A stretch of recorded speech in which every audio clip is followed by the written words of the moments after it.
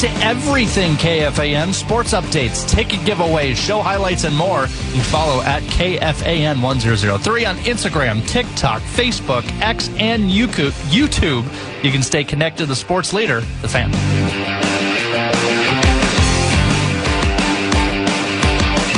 What's wrong with MySpace? I loved MySpace. Top 8.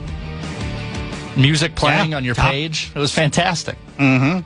Yeah. I wonder, what is it now? I mean, like, it is even, in fact, I'm going to go there right now. MySpace. I thought I read that someone was trying to bring it back. Like, within the last couple weeks, I thought I read that someone's trying to bring back MySpace.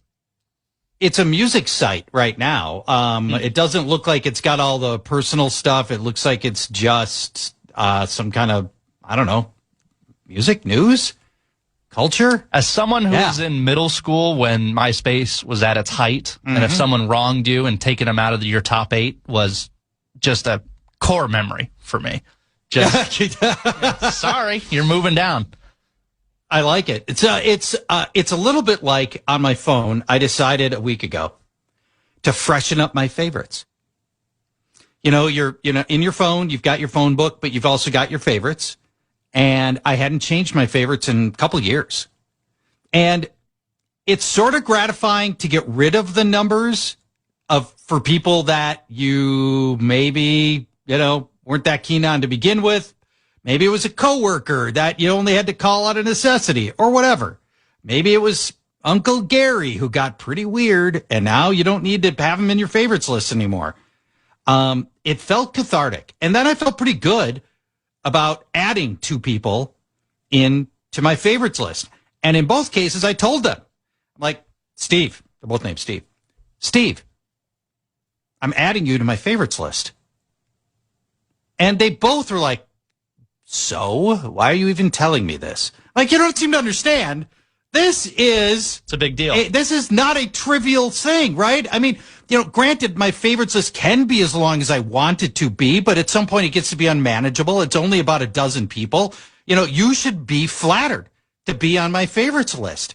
I don't know if I'm on anybody's favorites list or not. Probably not, but I thought it was an honor that neither Steve seemed very willing to accept or at least understand. I mean, I would argue that if you're in a relationship, that's a milestone is, hey, babe, you're in my favorites now. Now you're basically on speed dial.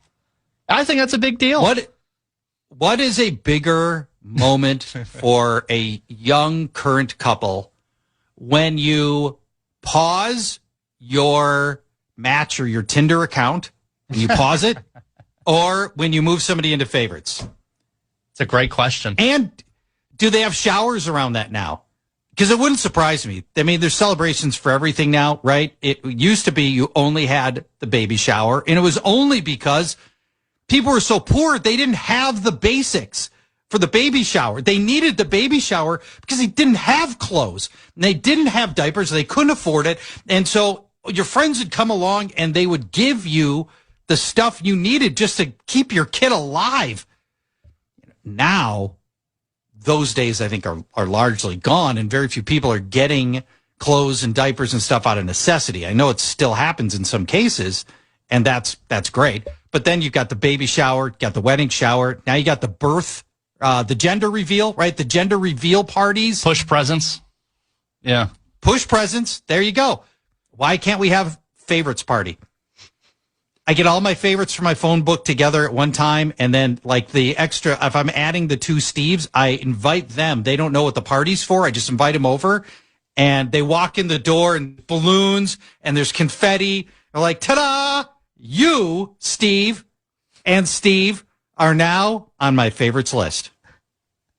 My favorites party would be incredibly uncomfortable because it's just my family, my girlfriend, and Chad Abbott. And I don't know if that would make for a great party, but I guess we could try. But yeah, it might turn out they have a lot in common. You never know. They just come a all right, let's fest. go over. Yeah. Probably. Well, that's the danger of you getting all those people together in one place is they decide this is the time to talk about all of your failings. Just get like your mom. Yeah. Yeah, exactly. Your mom's talking about the time that you were 12 and you wet the bed at 12. You know, stuff like that. Deshaun Watson named the starter today, the week 1 starter for the Browns. And if anything, I thought they were finally going to pull the ripcord. Finally, like, for the love of God, it's finally over. But that is not the case. And when I started thinking about what I wanted to say about Deshaun Watson today with this opportunity,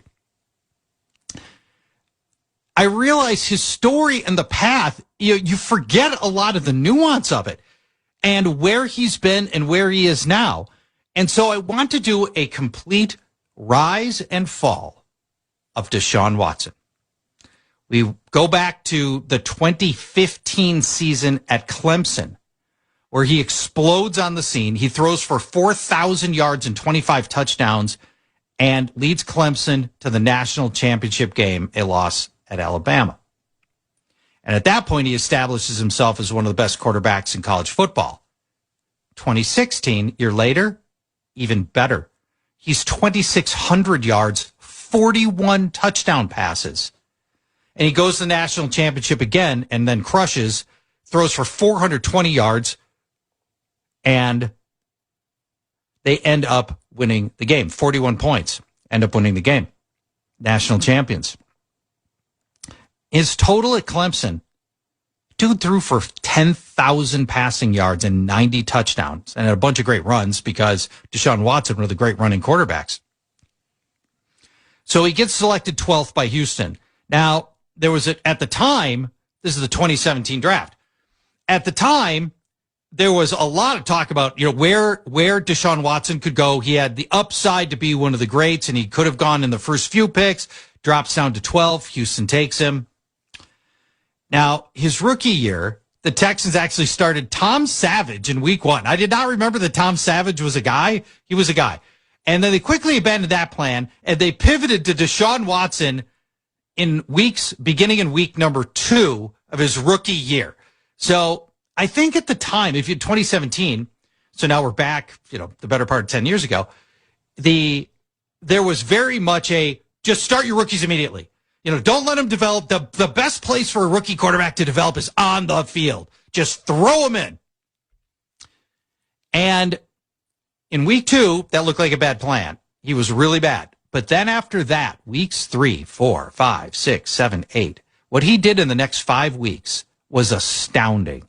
Deshaun Watson, in his 2nd, 3rd, 4th, 5th, and 6th NFL starts, averaged 294 passing yards per game and 3.5 passing touchdowns per game, and he chipped in almost 40 rushing yards per game. How good is 294 passing yards for any quarterback, let alone a rookie in his 2nd through 6th start? Well, last year, Matthew Stafford led the NFL with 20 fewer passing yards per game. And that's what Deshaun Watson did right out of the gate.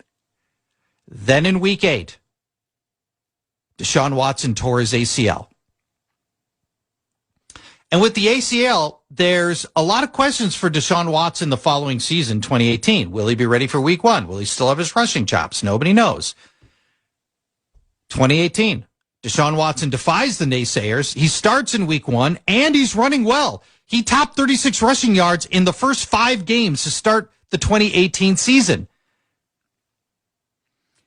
And after losing the first 3 games of that year, Deshaun Watson and the Texans turned it around, and they ripped off 9 consecutive wins. 9 times. Houston ends up winning the division, but they lose in round 1 of the playoffs to Indy in what would be Watson's first full season, 2018. So we go to 2019. Watson performs similarly well. Houston wins the division outright. They go beat Buffalo in round 1, and then they match up with Patrick Mahomes the following week in the 2nd round of the playoffs.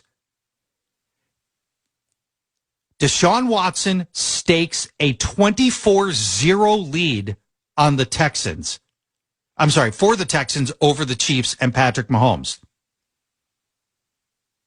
They lost by 20 points. Somehow, Houston turned a 24-0 lead into a 51-31 shellacking. The Chiefs went on a 51-7 scoring streak to win that game. I'd forgotten about that come-from-behind victory. Amazing. Now we get to 2020. It's Deshaun Watson's best year. He leads the NFL with 4,800 passing yards, 33 passing touchdowns, and he runs for another 400 yards. He is, at that point, what is going to be at the zenith of his career. Deshaun Watson looks like one of the best quarterbacks in the league, one of the 5 best. He's not at Mahomes, who's already gone crazy at that point, but he's close. Then the next season hits. In the offseason, 27 civil lawsuits filed against Deshaun Watson for sexual misconduct. 27. Now, in time, he would end up settling 25 of the 27 civil lawsuits with terms not disclosed. In time. But that would take a process. And during that time, he has to sit out the entire season. He attends practice, but the team's not starting him because he is poison. The team is forced to start Davis Mills, a rookie, Tyrod Taylor, a veteran, and they finish as a 4-win operation that year, 2021. So let's go to 2022 for the Deshaun Watson story. And for this, we now pivot our focus, our camera moves from the map in Houston to Cleveland. Owner Jimmy Haslam of the Browns, general manager Andrew Berry, and head coach Kevin Stefanski have a press conference, and they announce that they are trading for Deshaun Watson, and each one of them says that they endorse the plan. And here is what they gave up. They gave up that year's first-round pick, that year's fourth-round pick, the next year's first-round pick, the next year's third-round pick, the following year's first-round pick, and the following year's fourth-round pick, and the death blow. They signed Deshaun Watson to a 5-year, $250 million contract, fully guaranteed, shattering every record. Now, the NFL had spurned fully guaranteed contracts, and this is really, the Deshaun Watson case ends up being exhibit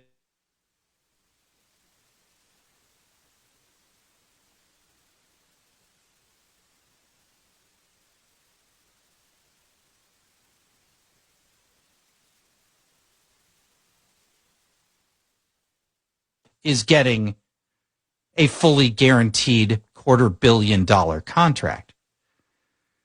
NFL general managers are seething with the precedents that the Browns have made, both in price that they paid in terms of the compensation and also and especially the contract. So he becomes the starter. Watson becomes a starter for Cleveland. It ends up going not as badly as I had remembered. I had thought that it was going to be a grade A disaster in year number 1, but it turns out that it was okay.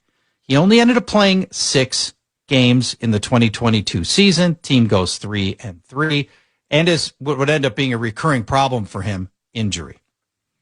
Cleveland Browns that season ended up finishing with a 7-10 record for Kevin Stefanski. The following season, 2023, Watson starts the season. He plays pretty well, plays 5 full games. The team wins 4 of those 5 games, and the Browns score at least 22 points in all of those games, the first 5 games of the season. And at this point, the trade is not looking catastrophic. But then he has a shoulder injury. That ends his season early. Joe Flacco comes in and plays really well. The Browns finished 11-6. Ended up going to the playoffs, losing in the playoffs to, coincidentally, Houston Texans. Then 2024 comes. So now we're only 2 years ago for Deshaun Watson. For whatever reason, he's not the same guy. Watson is just, he's like going through the motions, in practice, in training camp, preseason games. He's sleepwalking through games. He opens the season with 7 starts, and they lose 6 of those 7 games, and he does not even top 196 yards passing in any game. He throws just 5 touchdowns in those 7 games, and the team doesn't top 18 points in any of his starts. Remember, this is a guy who threw for 10,000 yards at Clemson and led the NFL in passing yards when he was with Houston, and he can't even top 196 yards in any game 2 years ago. Then, week 8, he tears his Achilles. Season over. When he tears his Achilles, the fans in attendance in Cleveland cheer. He's that reviled by the fans in Cleveland who did not want him to begin with. As quarterback desperate as the Browns fans are. Then, a few months later in the offseason, as he's rehabbing his Achilles, he tears it again. And because of that, he missed the entire season last year. The Browns go 3-14 in the 2024 season. And normally 3-14 would put you at the top of the draft, and then you could go get your replacement quarterback for Deshaun Watson, but they traded away the first round pick, so they can't draft a quarterback to replace Deshaun Watson because they lost that in the Deshaun Watson trade. During that offseason, the following offseason, 2025, the Browns owner, Jimmy Haslam, openly acknowledges that the Watson trade was a mistake, despite the fact that Watson's on the roster. Here's his quote from the owner. He says, "We took a big swing and we missed with Deshaun. We thought we had the quarterback, but we didn't, and we gave up a lot of draft picks to get him, so we've got to dig ourselves out of that hole." That is pretty candid words from the owner about a player on the roster. He still at that point was owed half of his $250 million. So now we go to last season. Browns are desperate at quarterback. They draft Shedeur Sanders and Dylan Gabriel in the draft. Both are mostly awful. Gabriel wins 1 game in 6 tries. Shedeur wins 3 games in his tries. I think it was 7 games, but finished dead last in quarterback EPA and generally looked reckless and a little unhinged out there. Not hopeless, but it didn't look great with Shedeur. Maybe it gets better in year 2. Watson missed the entire year last year. Browns win 5 games last year. Kevin Stefanski gets fired despite winning Coach of the Year twice in Cleveland, and they hire Baltimore offensive coordinator Todd Monken. The Browns finally have got a first-round draft pick after waiting all this time, and it falls into a draft in which there's only one good quarterback, Fernando Mendoza. That seems worthy of a first-round pick anyway. And they have to replace all 5 starting offensive linemen. So in the draft last April, they end up not trying to solve the quarterback problem. They spent a 6th-rounder on a guy named Taylon Green, but he's not a factor. So let's fast forward to last Saturday, just a couple of days ago. Browns game. Deshaun Watson is first quarterback up, and he looks awful, dreadful. He goes 5 of 12, and he throws an interception. He is booed vociferously by the Browns fans. And after the game, here is what he said about it. But don't you think, Deshaun, that winning and playing better would eliminate some of that booing? Last time I played on this field, I tore my Achilles. And that same fan base, they cheered when I got hurt. So does that have to do with, what does that have to do with anything about performance? When a person get hurt, especially for your own city, and they cheer. Does any of that make you regret coming here? No, I don't regret anything in my life. You know, I think the Lord put me through situations for a reason, so I don't regret anything at all. But, you know, I had different thoughts on how it was going to be, but, you know, it is what it is. You know, sometimes, you know, the tables turn And I'm patient enough because I'm a child of God to, wait for that time to change. So I'm not tripping on it. All right. First, Deshaun Watson saying, I don't regret anything in my life. I don't regret anything at all is absurd. If you have to settle 25 civil lawsuits for sexual misconduct, you should have some regrets about how you've handled yourself. Now, what you can't see hearing him talk, as Deshaun was saying all of that, he is fiddling with his 5-carat earrings while wearing a diamond chain. On one wrist is a diamond bracelet. On the other wrist is a diamond-encrusted watch believed to be an Audemars Piguet Royal Oak, which, according to Grok, is a over $100,000 watch. And it was a bad look. The words he said, really weird. The right answer in those situations, the fans are booing you. How about this, Deshaun? I should play better. If I play better and we win games, I don't have to worry about this. So then fast forward. So that was just 2 days ago. Then this morning, I'm thinking they've finally had enough. They're finally going to end this charade in Cleveland. Nope. Todd Monken named Deshaun Watson the starter. And he had this sort of weird apology for his comments from Saturday. Brett, play like the first 30 seconds of this, and this is pretty whamsy-pamsy stuff right here. Saturday after the game,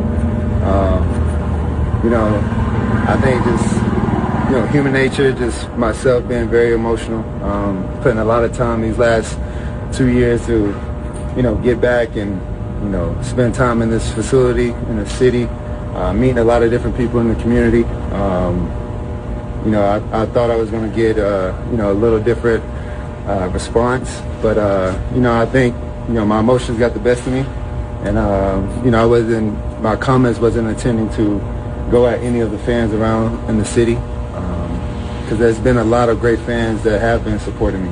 And I know the frustration this organization have put, a lot of investment and coming, to get me back in 22, and things haven't been going the right direction that we thought it was. A lot of injuries, a lot of time off, and not putting the best football and my foot forward. So again, just I understand the frustration. I understand everything that kind of goes. All right, that's good, Brett. Yeah, thank you. All right, so. Now he's the Cleveland starter. By the way, non-apology. Didn't feel like an apology. Okay, you're an emotional guy. Whatever.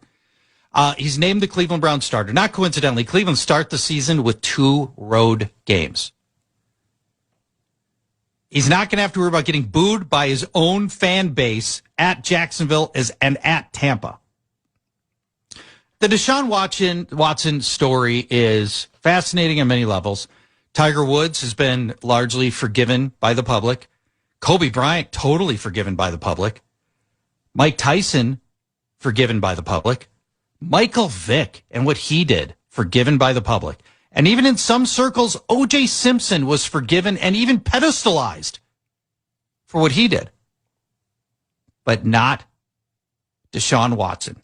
Apparently 27 allegations of sexual misconduct is simply too many. I'm not sure where the threshold is for public acceptance, but apparently with sexual misconduct, it's somewhere between Kobe Bryant at 1 and Deshaun Watson at 27, someplace in between there. How this will end for Deshaun Watson, probably will be his benching early. The Browns are likely to lose both of those 2 games, Jacksonville and Tampa. At which point, Shadur Sanders is your likely starter. And in fact, I believe they've probably told Shadur Sanders, be ready. Sure, Shadur, we have to give this one last try to make good on all the money, make good. This is a decision being made from the top down. I got to believe Jimmy Haslett, the owner, is the one making this call to make him the starter because he's the one signing the checks. When you're paying your quarterback $250 million, there's going to be some very strong interest from ownership to make sure that guy plays. I think this is going to be the last gasp. If he can't turn it around in these 2 road games to start the season, that should be the last that we see of Deshaun Watson, barring injury. All right, Brett, let's take a break. When we come back, we are going to get into some fantasy football action. We are in the heart of fantasy draft season. Fantasy Football World, the podcast, up and running. If you love the old show with the Peacocks, the 9 times, Brian Johnson, Scott Fish, and Matt Harrison, Matt's going to join me. Coming up next, we're going to talk some fantasy football, talk NFL when we come back to the Fan. Before we go, typically this is Top 5 still brought to you by Gutter Helmet of Minnesota, gutterhelmetmn.com. Fantasy football talk with Matt Harrison and Charch next. Paul Charchian sitting in for Barreiro on the Fan.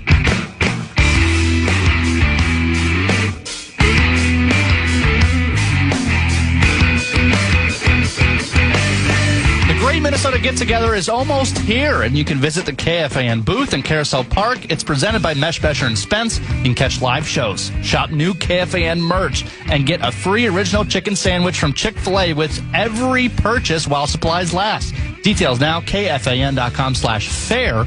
We'll see you starting this Thursday.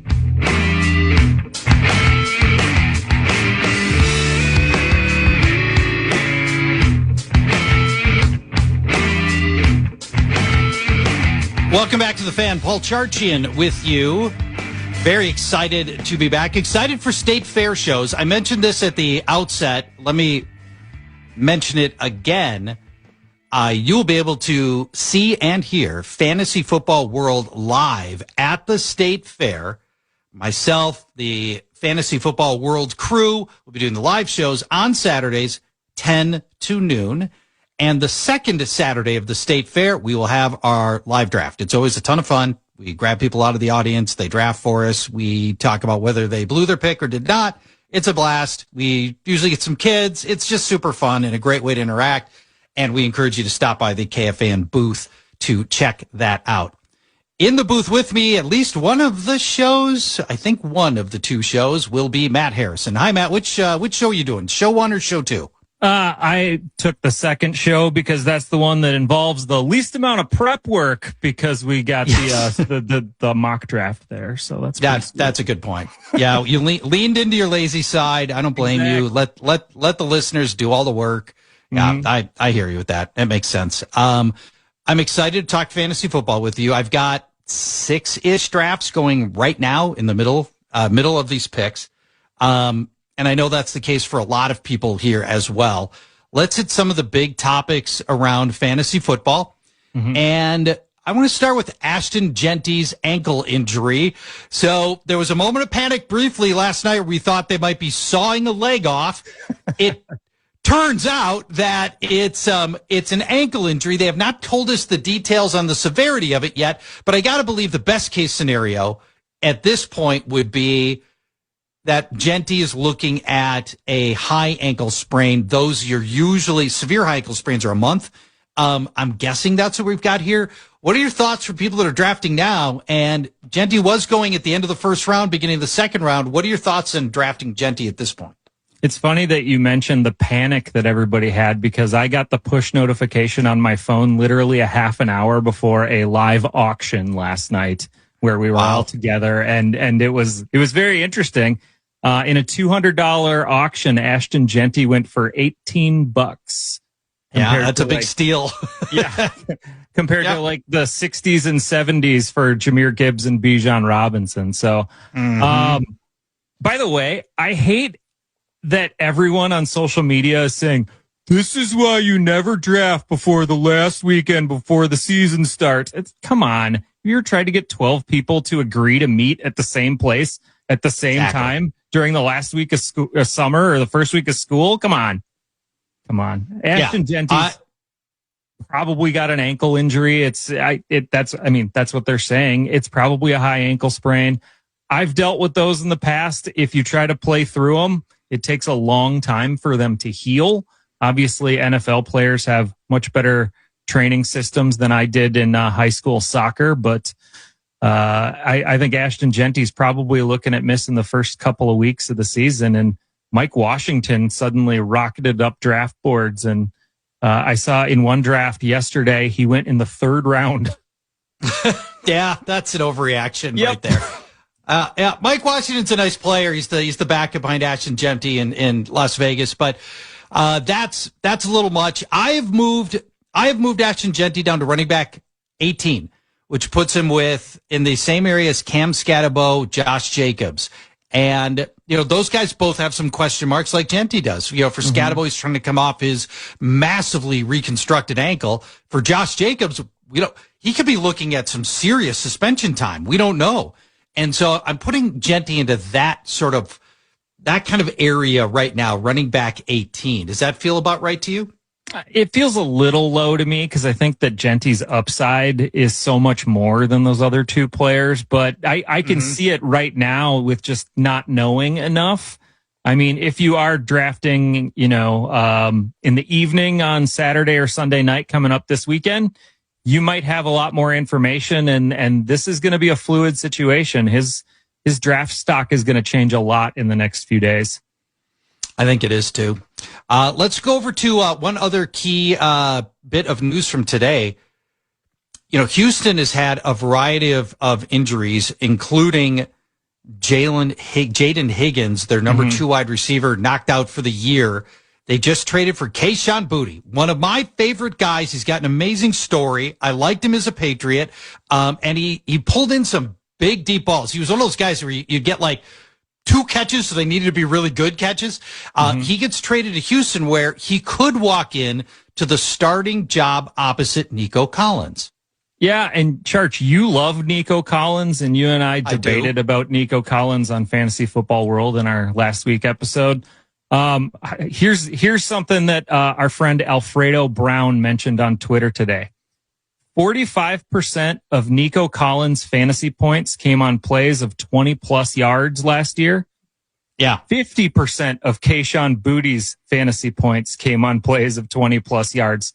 That's 2 deep threats. Either C.J. Stroud is going to throw his arm out of socket, or something's got to give there, and one of these guys can't go deep all the time. Yep. That may be a factor, and I might nudge Nico Collins down a few spots. There is thinking that, Nico Collins is the only game in town. The whole passing offense has to go through him.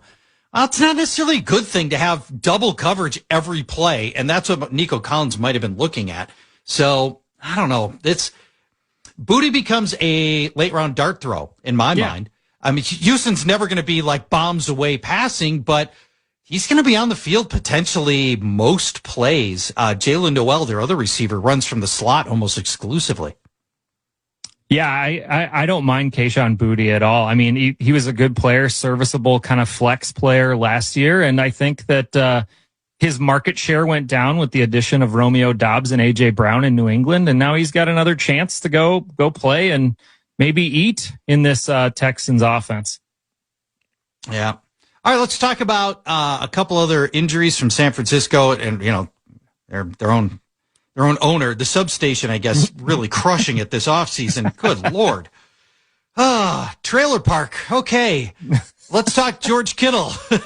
He's currently not on the PUP list, but we believe George Kittle may not go in week number 1, and that would affect his draft stock 2 ways for me, as I'd be looking at not just like week 1, but also if he's not going to be able to play week 1, that means when he does come back, even if it's week 2, George Kittle would be on a play count, right? He's not going to be out there for 75 plays. He might be out there for half the plays. And it's awfully hard to put together a big box score when you're only on the field a third or half of the plays. And how long until George Kittle is at full strength and he's running all the plays that he would normally get? Is that October? Is it longer? I don't know. There's a lot of variables here with George Kittle. Yeah, and so they haven't completely ruled him out for the Niners' first game, which is in Australia. And the team leaves for Down Under on September 2nd. They don't play until the 10th of September. Wow. So they're down there for 8 days. So you'll know if he travels with the team a week before. So that's pretty nice that you'll at least know you have to go get Jake Tonjes, who's George Kittle's backup, or another player for week 1. But I would think that if he does travel with the team, he's probably pretty close to even going in week 1. And if he doesn't, it's questionable that they're going to leave him near the substation to rehab. But I think that it might not be a bad thing. And the fact that they're not even ruling him out for week 1 yet is kind of a miracle, considering he tore his Achilles in January. Yeah. Let's talk about, we're talking about San Francisco. Let's talk about the rookie receiver, Dejon Stribling. He has been the hottest mover this entire preseason. Last year, it was Ja'Cory Krosky-Merritt for the Washington Commanders, and it ended up being a bit of fool's gold. He didn't have that great of a season. He was just okay. Dejon Stribling moving similarly this preseason, in part because they're using him copiously on the field, and the expectation is that he will be the starting outside wide receiver opposite Mike Evans week 1 for the Niners. Your thoughts on Dejon Stribling, and where do you feel like is the appropriate place to take him in your draft? Well, on NFFC's ADP, he's moved up to a 9th round pick in the last week. A couple weeks ago, he was a 16th rounder. So he's really rocketing up draft boards right now. Mm-hmm. Brock Purdy was just on Pat McAfee's show the other day. He said really nice things about Stribling's intelligence. He said great hands, runs great routes. And, you know, there's opportunity here, and opportunity is a big part of fantasy football. Mike Evans is already hurt, and he missed half of last season with various injuries. Ricky Pearsall's already out for the year. And we talked about George Kittle. He might not be ready for the start of the season. They've had a couple other injuries on the wide receiver core, which is why Stribling's getting so much run in the preseason. Not to mention he's also a rookie, and they usually make those guys play. But I think Stribling's one of those guys who could really pop up and be kind of the guy out of nowhere that if you were drafting really early, you might have made a lot of hay. But right now, I think 9th round, 10th round is where you're going to see Stribling go in most home league drafts. That's the voice of Matt Harrison. You've been hearing him for over a decade on Fantasy Football Now World, the podcast. We encourage you to subscribe, like, rate, review. Well, ideally only rate and review if you like the podcast. You know, if you don't like it, maybe just shut it off and not rate and review. You know, I've become rather attached, Matt, to our 5-star review. Yeah. And I'm worried that people are just going to be like, oh, I want to be the guy that wrecks their 5-star. I'm going to put in the 1-star review. Well, if you don't like it, just keep downloading it every week. Anyway, that's right. You don't have to listen, just download. Or start it in the background at a very low volume, perhaps at parties, things like that. Yeah, that would be great. It goes over well at parties. It does. It does. I have a theory that the best background party music, if you don't know the taste of the group, is you put like 50s and 60s era jazz in the background. Because I think nobody hates do that quite a bit, but even earlier jazz, because it's chill, it's fun, it's peppy sometimes. I like it. I do that a lot during the winter time when we're, huddled up in the cold here in Minnesota.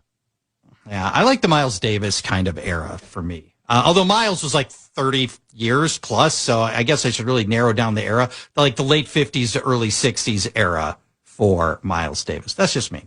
While we're talking wide receivers and rookie wide receivers, another big mover has been in Cleveland, despite the fact that Deshaun Watson inexplicably will be the starting quarterback, and that is KC Concepcion. Where is he being taken, and do you feel like this is the appropriate spot for him? He's moved up about a round in ADP as well. He's middle of the 9th round right now too. And Charch, you really highlighted him on Fantasy Football World last week as one of your favorite rookie wide receivers. And so I think I can probably just put a quarter in Charch right now. And why do you like KC Concepcion so much? I'll tell you why I like is because he is a converted running back who loves contact. He is very comfortable, and as a special teams guy, very comfortable weaving through busy defenses. He will catch the ball in the middle of the field. He will break tackles, and he has that after the catch nose for just grinding out every possible yard. That some guys got that and some don't. Casey Concepcion has got that. After the ball is in his hands, that's just the beginning of the play for him. And I love that attitude for him. And just a lot of guys do not have it. I love that about Casey Concepcion. And he's right now going off the board pick. I'm looking here. He is wide receiver 48, pick 112. I think that's pretty fair, honestly. If it's, this is the area where like the first kickers are going. Brandon Aubrey is going in this area. And like the 14th quarterback. I think Casey Concepcion is going to make a splash for a team that's going to be losing and playing from behind a lot with the Browns. And coaches love him. Todd Munkin's talking about him all the time. And even though I also like the other rookie they have, Denzel Boston, I think Concepcion's going to be a difference maker. Matt, let's take a break, and then let's talk about some of the guys going down the board and see if there's some value to be had with these players like Emeka Egbuka and Jeremiah Love and Cam Scatabo when we come back to the Fan. It's Charge in for Barreiro on the Fan. Our iHeartRadio Music Festival. Presented by Capital One.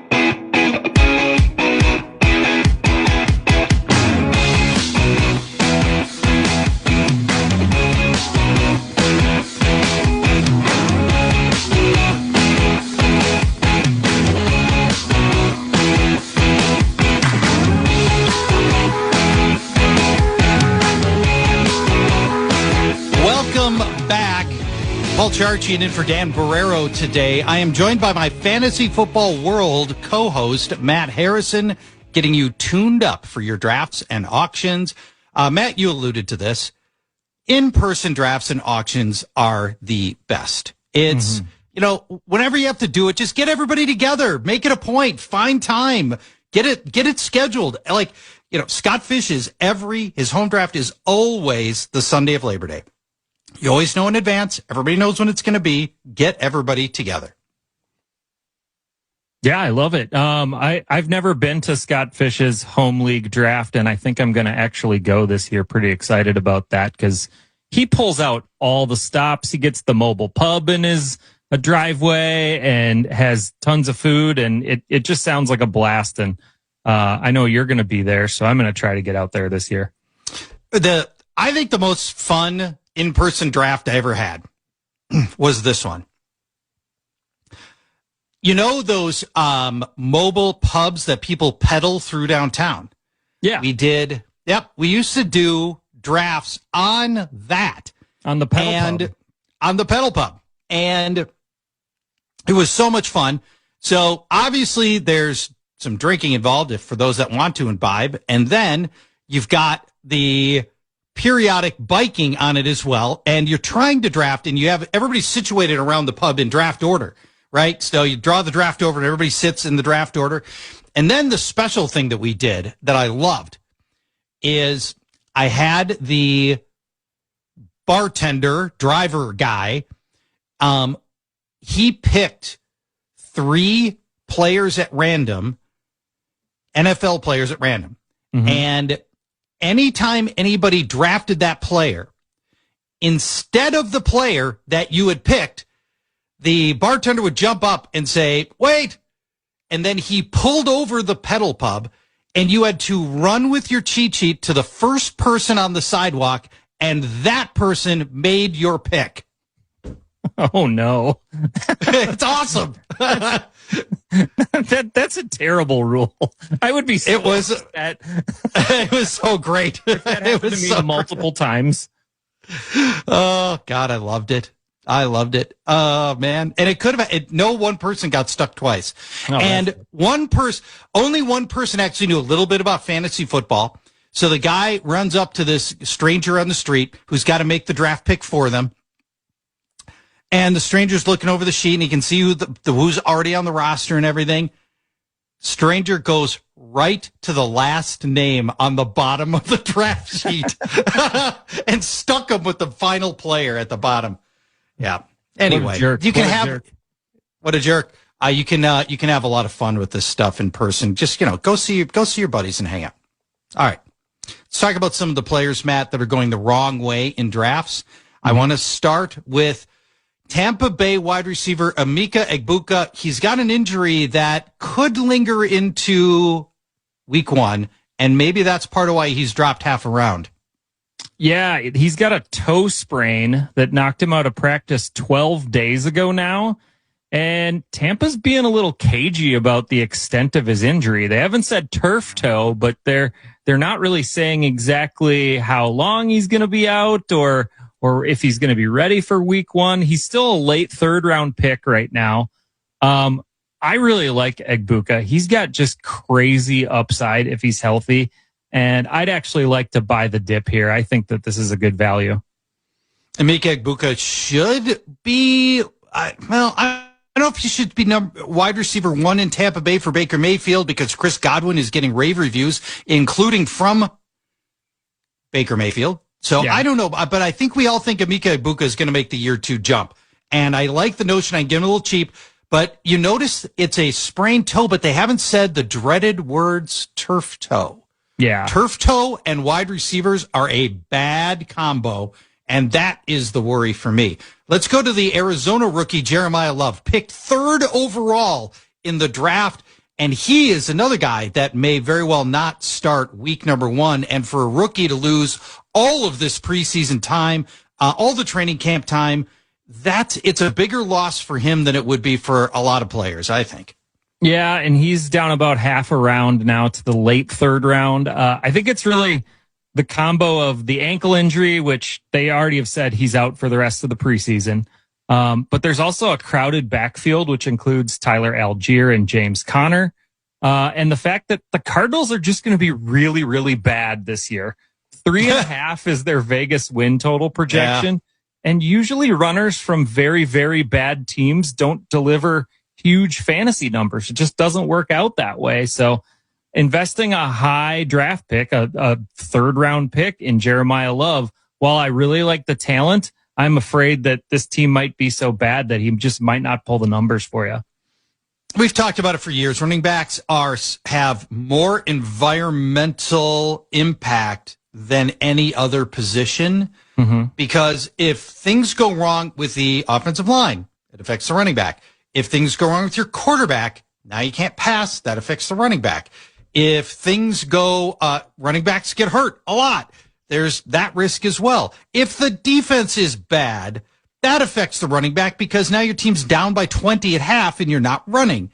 So there tends to be a lot of variation with running backs based on, and you mentioned bad teams. That's certainly a factor as well for Arizona. But are you going to hold Devon Achane to that same standard? Miami is in the running for Arch Manning next year, and they're going to be really bad. Both Jeremiah Love and Devon Achane are pass-catching wizards. Maybe that helps keep them functional. What do you think? I mean, I'm not realistic about Devon Achane, so that's unfair that you brought him into this argument right now. I purposely did, yes. Yeah, you've set me up, Charch, once again. I love Devon Achane this year. He hasn't missed a game due to injury in the last 2 years. If he gets to 400 touches this year, which I think is within the realm of possibility because he was about 320 last year, and there's just nobody else to feed the ball to. If he gets to 400, he paces out for 2,400 total yards this year. And I really like having the guy who's going to gain the most yards in the league on my team. So if I can get Devon Achane, I'm feeling pretty happy. That's a pretty strong endorsement there. I know. For sure. Yeah, absolutely. All right. Matt, I want to thank you for coming on. This has been fun chatting. We encourage people to check out Fantasy Football World. We'll have a new episode. You can get last week's episode available now. That was over the weekend. And then we'll have another one coming up on Friday. And I'm looking forward to chatting with you then. Yeah, thanks for having me, Charch. All right. Matt Harrison from Fantasy Football World. When we come back, a massive breach of shopper etiquette, I believe, at Costco that needs to be talked through, and perhaps we will put this person to the masses and see what you think about total grape abuse at Costco when we return. Paul Charchian on the Fan. from the 1-800-ASK-GARY Traffic Center. This report is sponsored by Gens Ryan Heating, Cooling, Plumbing, and Electric. Thanks to you, we're helping teachers bring more opportunities, creativity, and learning into their classrooms every day. It's iHeartRadio's Thank a Teacher. It's powered by Donors Shoes. Keep listening as we recognize and reward inspiring educators. Learn more at iHeartRadio.com/teachers.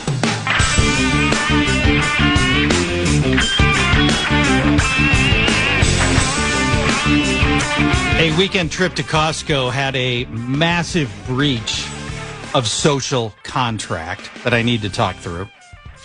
And one other thing, for Costco, which has streamlined so many things, I think virtually everybody listening has been in one, either as a member or as a guest. There's so many things that they do right. Their food court is legendary because of the $1.50 hot dog and soda. And they've said that price will never change. One executive tried to change it, and then the president jumped in, or the founder jumped in and went, like, over my dead body. We are never going to not have the $1.50 hot dog and soda. They are probably losing money on the $1.50 hot dog and soda, but they absorb it elsewhere. And the dog's not bad, by the way. The $1.50 hot dog is not bad. It's not a bad dog. The problem, no, you cannot get dill pickle relish. To me, that's a problem. For others, that's not a big deal. I don't understand why ballparks have sweet relish. Every ballpark in America's got the sweet relish. Why? I've never seen anybody eat sweet relish anywhere else in my entire life. You don't put sugar on pickles. You don't put sugar on a hot dog. Why do we have sweet relish? Why is it even a thing? There might be, I don't know, like 1% of the population that wants sweet relish. They can bring it from home in a baggie. They should be serving dill relish at the stadiums. But that's a side story. The food court at Costco has recently undergone an illogical and downright stupid change. Before, you would go up to the counter and you would place your order. They would bring it, your food, you would pay for it. It was very simple. But now, here's how it works. You go through checkout. You're pushing your cart out of the store. And now, if you're leaving the store, let me say this, leaving the food court for just a minute. If you're leaving the store, of course, somebody checks your receipt at Costco. They do what seems to be a cursory glance at your cart. They cursory glance at the receipt. Then they stripe it with a marker. It's annoying, but it usually takes, I don't know, like 90 seconds of sitting in line. I looked up the business case for checking the receipts on the way out of Costco. They say this. It's checking for checkout errors because Costco cashiers move thousands of products a shift and mistakes could happen. Maybe. It improves inventory accuracy. Costco operates on thin margins and tight inventory control. If you verify the accuracy of the receipt, that helps make sure that there are the right number of products still in the store so you can get ordering and pricing and reporting efficiencies. Okay? Also, the checking the receipt at the end discourages shoplifting because there's 2 points of detection. It's another point where they can stop shoplifters, and Costco has legendarily low shoplifting rates, probably because they know who's in the store. You have to scan your card when you go in, so they know who is in and out of the store. And then they mark that receipt with the marker at the end. That means you can't reuse the receipt and pretend that that you've got the receipt hasn't already left the store, the merchandise hasn't left the store. So anyway, you agree to all that stuff when you buy the Costco membership, and that's part of it is you show a receipt when you leave the store. Back to the food court for a minute. Now, you place your order on touchscreens. You see this at every fast food place, right? There's nobody often at the counter. It's hard to even get somebody to recognize you. If you do go to the counter, you've got to use the touchscreen. At Costco, there is no alternative. You must use the Costco touchscreen to select your order and pay for it. And then when you pay, it prints out a receipt that says in a giant font across the top, your number. Like in my case on this weekend, my number was 404. So for me, this is my first time using the touchscreen. Muddled my way through the touchscreen, no problem. Paid for it. I get my 404 receipt. And just like at every fast food restaurant. And then I wait. Like, all right, at some point they'll either my name, they know my name because in theory, because I paid by credit card, or they scan my card, my Costco membership card. So they'll either call my name or they'll call it 404.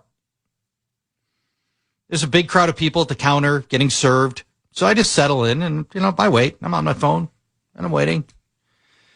And I'm waiting. The ice cream I just bought is now getting really mushy.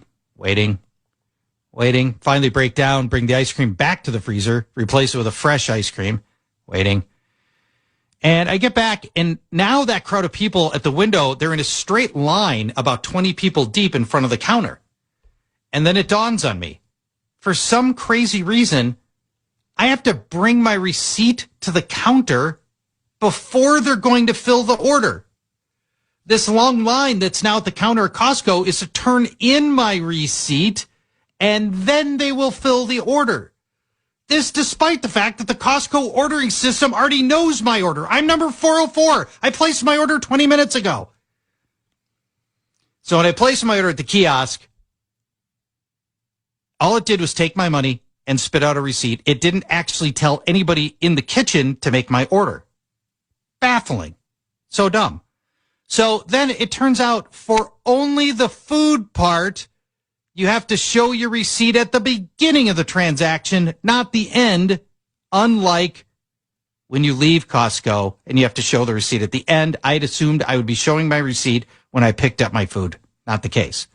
That is not the breach of social contract. That is merely an annoyance. Here's your breach of social contract that went down earlier in this Costco run. Costco grapes create a quandary unlike almost any shopping experience you can have anywhere else in the store or at any grocery store. At a standard grocery store, grapes are in a bag. You can make some key determinations about the probability of fruitage excellence from the outside of the bag. You can check for a green stem. You should do this, people. A withered brown stem means the grape is aging out. It's on its last legs. A green stem means there's plenty of time left on that grape. Now, in the bag, at the grocery store, you can squeeze the grape through the bag. You can feel whether it's firm or mushy. Nobody wants a mushy grape. Nobody. There is nothing more important to the quality of your grape purchase than the firmness of the grape. And for those of you willing, you can take this daring step. You can eat a grape. You can take it out of the bag, and you can eat a grape. Now, I think Minnesotans hate this because I think this is way too forward for most Minnesotans to taste the grape out of the bag. Now, one time I was at the Plymouth Lunds and Byerly's, and I saw the produce manager, who I'd seen there many times before. And so I asked the produce manager about tasting the grape from the bag because I wanted his buy-in. Is it cool to taste the grape from the bag or not? He said, taste the grape. We would rather have you buy a product knowing you like it than have you bring it home and be mad that you bought it. I'm like, okay. So every time I went to the Plymouth Lunds and Byerly's, and I only executed it there because I had the buy-in from the produce manager, I would eat the grape. And I'd taste it, and I'd find out if I actually liked it. Was it sweet enough? Was it firm enough? Everything about that you like about a grape. But at Costco, the grapes, as many of you know, are sealed in a hard plastic container. You have no way of interacting with a Costco grape other than visually. That means you're making a much bigger gamble on far less data than what you get at the store when the grape is in a bag. And the grapes are not cheap. I mean, the pricing of Costco is generally very good. But still, these are Costco-sized containers. It's at least like a $10 investment in grapes. So you do not have, the only data points you get on Costco grapes is visual, what you can see through the clear plastic container. Because the hard plastic container, you can't touch the grapes. You can't tell if they're hard or soft. You can't, because they're sealed, you can't get into you can't get into the container and eat the grape or even feel how hard it is. So you're going based just on visuals. Every time I go to Costco, I look at the grapes and I ask myself, is today my lucky day? Am I going to get the good grapes today? So this weekend when I'm at Costco, I'm at the grapes and I'm considering how lucky my day might be. When a guy walks up with his wife and young daughter, daughter's maybe 3, he proceeds to tear open the sealed plastic container. It's got a label on it that seals the top from the bottom half. He tears the label off the container, pops it open, and gives a grape to his daughter and says, tell me, are these sweet? And she eats the grape and she says, no, I don't like it. So he goes to the next container and he tears that one open as well and gives her a grape. And she says, no, I don't like this one either. So he goes to a third container. She doesn't like that one either, tears that one open. And now we're on the fourth container and they finally got a winner. And I'm standing there stunned. Who would do this to the social contract? You can't open these containers, these sealed plastic containers for extra grapes and to evaluate the grapes. I think this is wrong. Am I crazy? Brett, I feel like this was a broach of protocol. Well, I have a lot of thoughts here. On the grapes, I think you're 100% right. I couldn't imagine watching that. As far as the food court is concerned, which I can more weigh in on because I have been, as you know, there's a Costco right across the street from the station here. I'm a frequent visitor. I need a cheap lunch and a double shift. That's not my experience is you do the touchscreen and they just call the number. So I think there might have been something wrong, and we're getting a lot of texts that that's the case. So I think you might have just been screwed by your Utah Costco. Or maybe they just do business differently at my Costco in St. George. Maybe that it's just different here. I mean, if you're telling me they're doing it your way there, that's right. My way's wrong. Yes. The way they're doing it here, you should not have to do the transaction, then get in line and wait till you get to the front and then hand in your receipt and then they fulfill it and then they keep the receipt. That's a bad system. Bad system. Now, it's a horrible system. Now, I have a hot take on this that I've been sitting on for a while because I'm not only a Costco member, my gal has a membership to Sam's Club. I'm here to tell you. Oh, you play both sides of it. Yes. I'm here to tell you Sam's Club is miles better. Miles better. It's less crowded. There's less hectic. The amount of people that have no idea, it looks like they have never seen a public space in their life are at Costco. Every one of them. They stop in the middle of the lanes. They hog up the whole lanes. They have no social awareness at all. It's just slammed in there. I've never been in more cart traffic jams in my life than in Costco. It's annoying as hell. And also, it is. The food court at Sam's Club is comparable. And the prices are comparable, and I even think the pizza is better at Sam's Club. Wow, that's bold words. It is, and they have pretzels. They have it's. I'm telling you, I don't want to say which one I go to in the South Metro because I don't want it to get slammed and turn. There's only one. There's only one in the South Metro. There's two kind of. There's if you count Bloomington as South Metro, but yeah, that's my hot take on this whole stance is I actually enjoy the shopping experience at Sam's Club way better than I do at Costco. Just the amount of people that have no idea where they're going, have no urgency at all. I can't stand it. The executive membership at Costco, if you want to, level up your membership, you get to go in an hour early. And look, I don't want to brag, but we've paid for the executive membership. Ooh. And so it'll be Saturday. It's like Saturday morning at 8:00. And my wife's nagging me like, oh, we gotta head into Costco so we can get in during that hour because it's so much less busy for the executive membership. All right. So back to the grapes. I welcome your talkbacks at the iHeartRadio app. Click the radio microphone, text to the Bradshaw and Bryant text line 64686. Opening 4 containers of grapes, breaking the seal to test them. Is this okay to make sure that you're buying good grapes, or is this a broach of protocol? Because nobody's going to buy those 4 anymore. They're the 3 that this person left behind because they've been opened. Nobody's going to buy those. I think it's a breach of social contract. You can tell me when we come back. Final segment coming up after this. Paul Charchian.